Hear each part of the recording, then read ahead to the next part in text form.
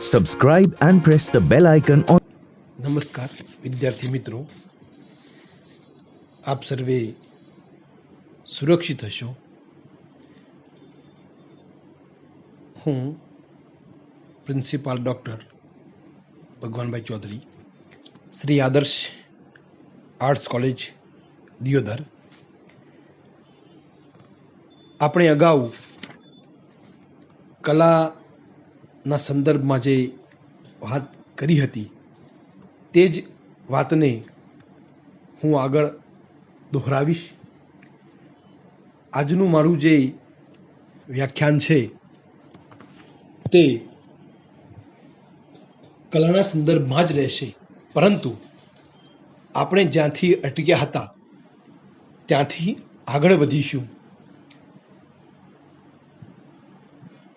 તો કલાના જે બે પ્રકારો હતા, લલિતેતર કલાઓ અને લલિત કલાઓ, તેમાં લલિત કલાઓના જે પ્રકાર છે 5,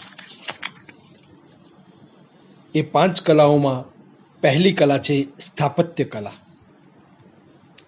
આ 5 કલાઓને આપણે ઉપાદાનના સંદર્ભમાં તેમને મૂલવીશું. સ્થાપત્ય કલાનો કલાકાર એને સ્થપતિ કહેવામાં આવે છે. સ્થાપત્ય કલામાં ભૌતિક ઉપાદાન સૌથી વધુ સ્થૂળ હોય છે. કલાત્મક રીતે ઇમારત બાંધવાની કલાને સ્થાપત્ય કલા કહે છે. તેમાં પથ્થર, ઈંટ, ચૂનો જેવી સામગ્રી તે સ્થાપત્ય કલાનું ઉપાદાન છે. તેમાં સ્થપતિ પોતાના કૌશલ એટલે કે આવડત, એની બુદ્ધિશક્તિ પ્રમાણે એના પ્રમાણને લક્ષ્યમાં લઈ દિવાલો, સ્તંભો, ગુમ્મટો અને કમાનો એટલે જે તે ઇમારતમાં આડા જે પિલ્લર હોય છે તેને કમાનો કહે છે, વગેરેનું તે નિર્માણ કરે છે. અને તેનાથી બનતો જે સમગ્ર આકાર એ સુંદર બેનમૂન લાગે છે. આપણે જ્યારે કોઈ એવા મોટા મંદિરમાં જઈએ તો તેનો આકાર, તેના ગુમ્મટો, તેમાં મૂકેલી છાયા પ્રકાશની યોજનાઓ, તેનો ગર્ભગૃહ, આ બધું જોતા આપણા મનમાં પરમ તત્વની વિરાટતા, તેની વિશાળતા, તેની ભવ્યતા અને સર્વવ્યાપકતાનો આપણને ખ્યાલ આવી જાય છે. અને આ બધું જોઈને આપણે આનંદ પામીએ છીએ. આવા ધર્મ સ્થાનોનું સ્થાપત્ય ઘણીવાર મનુષ્યના આત્માને કોઈ દિવ્ય પ્રકાશ, શાંતિ ને ભક્તિના ભાવનો અનુભવ કરાવે છે. તાજમહાલ જેવી ઇમારતોનું સૌંદર્ય માણસના મનને એની ભવ્યતા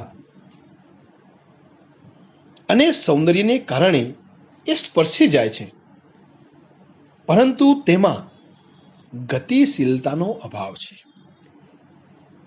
એમાં સ્થિર સૌંદર્ય છે. એટલે ઉપાદાનની દ્રષ્ટિએ આ 5 કલાઓમાં તેને નીચામાં નીચું સ્થાન આપવામાં આવે છે, કેમ કે તેનું ઉપાદાન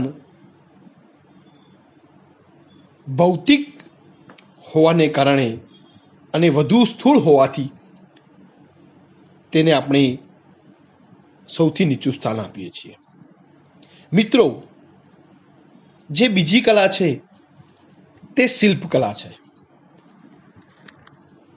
શિલ્પકલામાં શિલ્પી એ શિલ્પકાર એનું માધ્યમ છે પથ્થર કે કોઈ પણ પ્રકારની ધાતુ.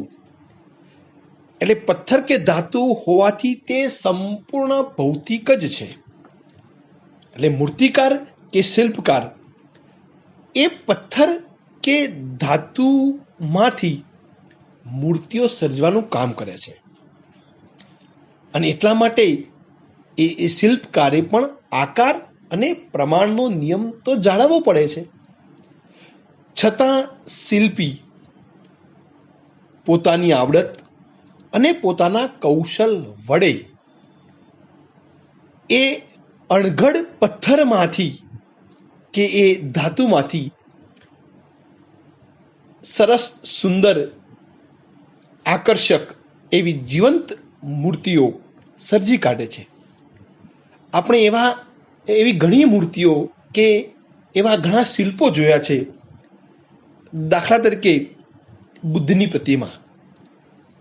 આ પ્રતિમા જોતા આપણને તેમાં જ્ઞાન, શાંતિ અને કરુણા જેવા ભાવોનું પ્રતિબિંબ દેખાઈ આવે છે.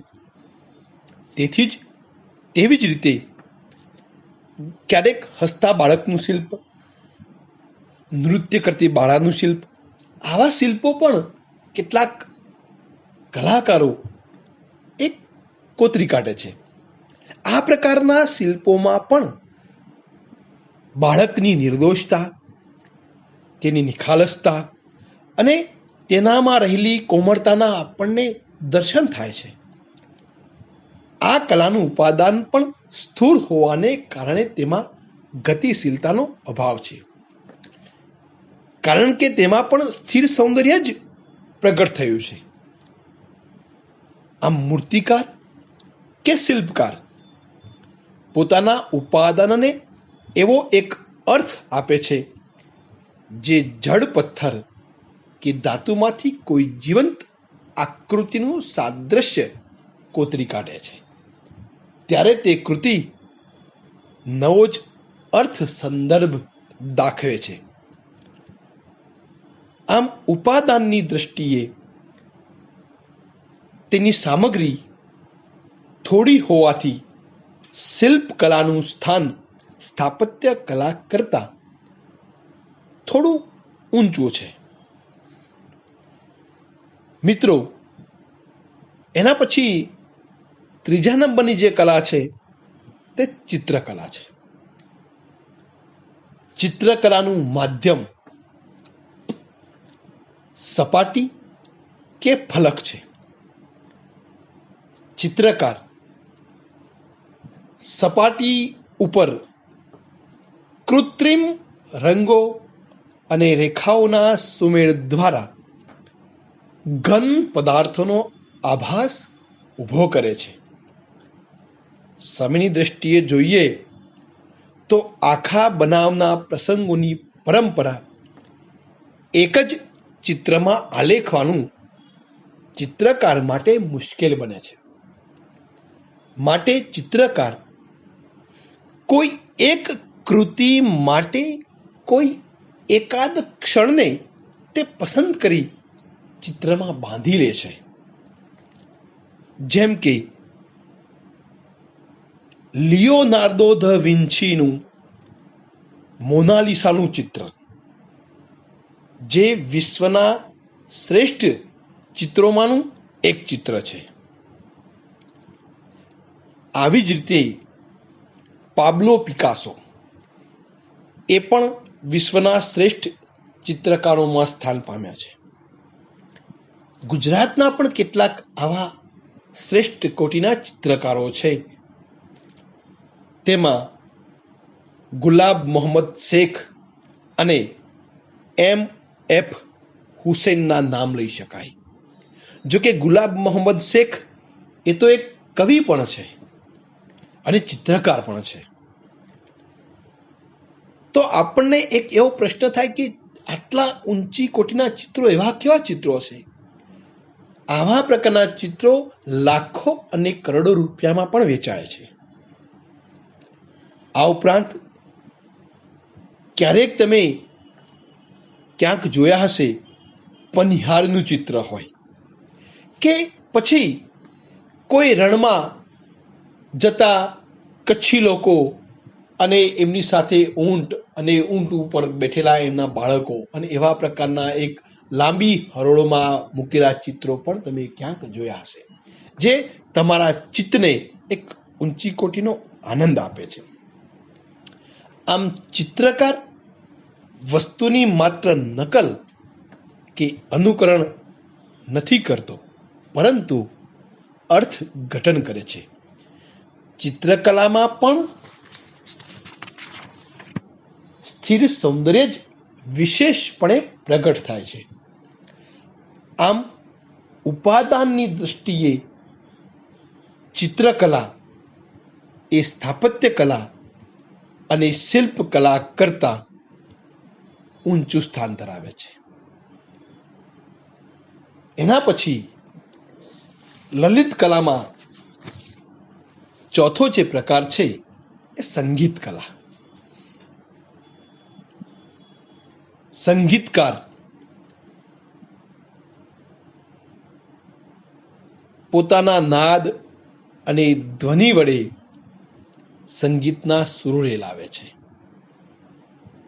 સંગીતના સુરો તો 7 જ છે: સા રે ગ મ પ ધ ની સા.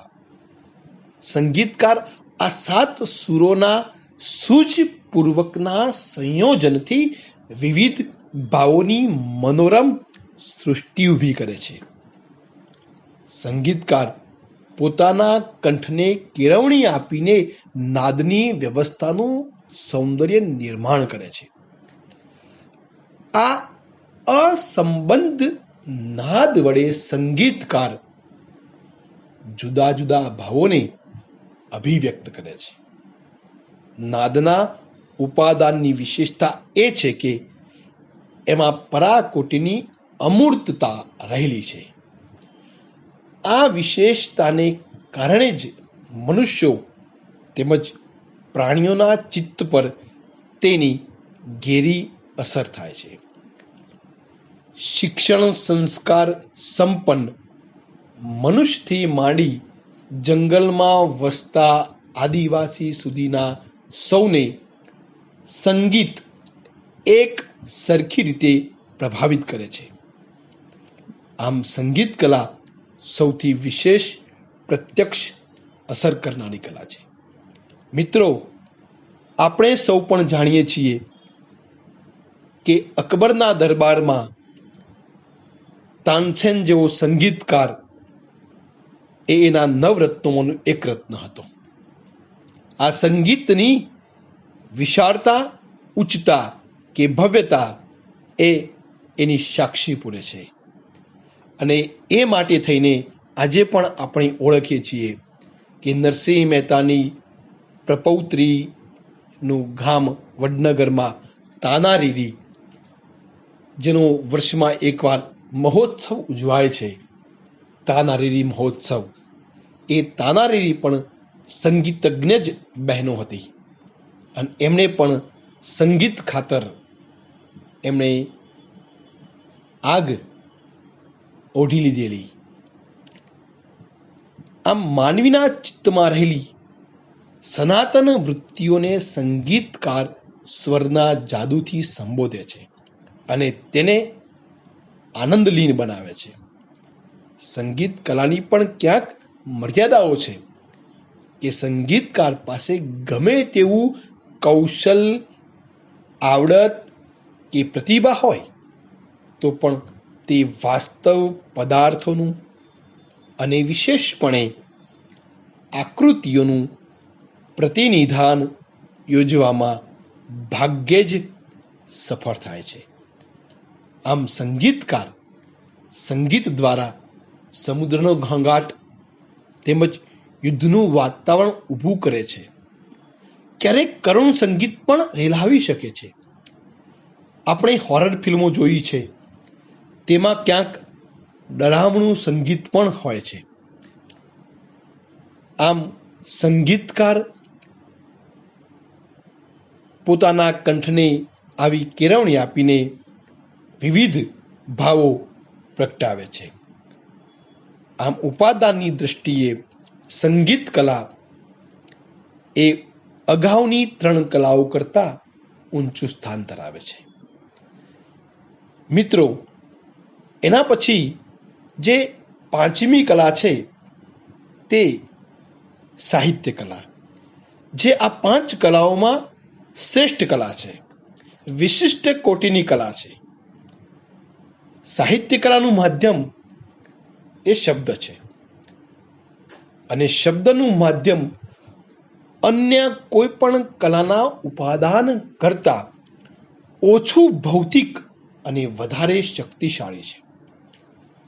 સાહિત્યકાર જ્યારે શબ્દના માધ્યમનો ઉપયોગ કરે છે ત્યારે અર્થ તેની સાથે આપોઆપ જોડાઈ જાય છે.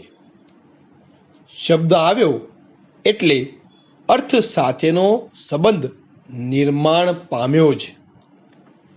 શબ્દકોશમાં પડેલા શબ્દો કોઈને કોઈ પ્રકારના ચમત્કાર લઈને સાહિત્ય કૃતિમાં આવે છે. ઘણીવાર એક જ શબ્દ જુદા જુદા અર્થમાં પ્રયોજાય છે અને જુદી જુદી અર્થ છાયાઓ અવનવું સૌંદર્ય સિદ્ધ કરે છે. આપણી પ્રાચીન વ્યાખ્યા પ્રમાણે સાહિત્ય એટલે શબ્દ અને અર્થનું સહિતપણું. આ જોડાણ જ્યારે પ્રતિભા સર્જકને હાથે થાય છે ત્યારે તેમાં કોઈને કોઈ પ્રકારની ચમત્કૃતિ પ્રવેશે છે. આપણે અહીં નાનાલાલની જ એક સુંદર મજાની પંક્તિ લઈએ. તે પંક્તિ આ પ્રમાણે છે: ઘાલે ઢળી નમણી પાંપણ અર્ધમીંચી. તમે જુઓ મિત્રો કે આ એક નાનકડી પંક્તિમાં જ કવિ થોડાક જ શબ્દોની સંયોજનાથી લજ્જાળું સુંદરીનું એક એવું ચિત્ર ઊભું કરે છે જે આપણી કલ્પના શક્તિને જગાડે છે. શાસ્ત્ર કે વ્યવહારની ભાષા જડ હોય છે, જ્યારે વ્યવહારની ભાષા સાહિત્યની ભાષા કરતા સાહિત્યની ભાષા વિશેષ પ્રકારનો અર્થ સંદર્ભ આપે છે. એટલે સાહિત્યની ભાષા એ ચડિયાતી હોય છે. માનવ હૃદયના સૂક્ષ્મ ભાવોને વાચા આપવા માટે ભાષા જેવું સુગમ, સરળ અને અસરકારક બીજું કોઈ માધ્યમ નથી. કોલરીજે પણ કાવ્યની વ્યાખ્યા આપતા કહ્યું છે કે best words in best order. કેટલાક શબ્દોની વિશાળતા, ગૌરવતા કે ભવ્યતા કેટલી છે તે આ વ્યાખ્યા ઉપરથી પણ જોઈ શકાય છે. આપણે એવા કેટલાક શબ્દો જોઈએ. કેળવણી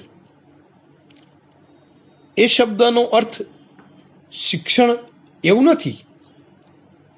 કેળવણી એટલે તો કેળવાયેલો, ઘડાયેલો એવો અર્થ, વિશાળ અર્થ લઈ શકાય છે. અથવા સર્વગુણ સંપન્ન એવો અર્થ પણ લઈ શકાય. જ્યારે બીજો શબ્દ છે સર્વોદય. સર્વોદય એટલે સર્વ માટેનો ઉદય, સર્વનો ઉદય એવી વાત લઈને આવે છે. તમે જો એ શબ્દમાં જ કેટલી વિશાળતા રહેલી છે, કેટલી ભવ્યતા રહેલી છે. સર્વનો વિકાસ થાય, સર્વ પ્રગતિ કરે એવા અર્થમાં છે. આવા પણ અનેક શબ્દો છે જે સાહિત્યમાં ચમત્કૃતિ લઈને પ્રવેશે છે. વર્સફોલ્ડે પણ કાવ્યની વ્યાખ્યા આપતા કહ્યું છે, no medium is so powerful to affect the imagination as language. કલ્પનાને અસર કરવામાં ભાષા જેવું પ્રબળ કોઈ માધ્યમ નથી. તમે જુઓ મિત્રો કે અહીં કલ્પનાને અસર કરવા માટે ભાષા જેવું પ્રબળ અને અસરકારક બીજું કોઈ માધ્યમ નથી. એટલે કે કવિતા એ ભૌતિક ઉપાદાનથી એટલી બધી દૂર છે કે તેનું ઉપાદાન માત્ર પ્રતીકોનું બનેલું છે. અને આ પ્રતીકો એટલે આપણા ચિત્તમાં કલ્પોની સ્મૃતિ જગાડનાર શબ્દો અથવા શબ્દોના સુયોજિત સમૂહો. કોઈ તત્વચિંતકે બહુ સરસ કહ્યું છે કે શસ્ત્રોના ઘા કરતાં શબ્દોના ઘાની વેદના વધારે હોય છે. અને ક્યાંક કોઈ કવિએ પણ ગાયું છે કે શબ્દે માર્યા મરી ગયા, શબ્દે કીધા રાજ, જેણે શબ્દ વિચાર્યા તેના થઈ ગયા કાજ. આમ શબ્દ એ કેટલું મોટું કામ કરી જાય છે. સાહિત્યનું ક્ષેત્ર એ ઘણું વિશાળ છે. એમાં પ્રતિનિધાનની અમર્યાદ શક્યતાઓ રહેલી છે. ચિત્રની જેમ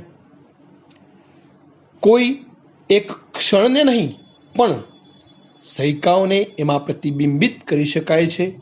એટલું જ નહીં, માનવ જીવનની ગૂઢ સંવેદનાઓને પણ સૌથી વિશેષ અસરકારક રીતે બહાર લાવી શકાય છે. આપણા ઐતિહાસિક વારસાને પણ સાહિત્યમાં પ્રતિબિંબિત કરી શકાય છે. મિત્રો, અહીં આપણે આજે 5 કલાઓ અને એ 5 કલાઓમાં સાહિત્ય કલાની જે શ્રેષ્ઠતા છે, જે એની વિશિષ્ટતા છે, એ સંદર્ભમાં આપણે ચર્ચા કરી. અને હવે પછી આપણે એક નવા જ વિષય સાથે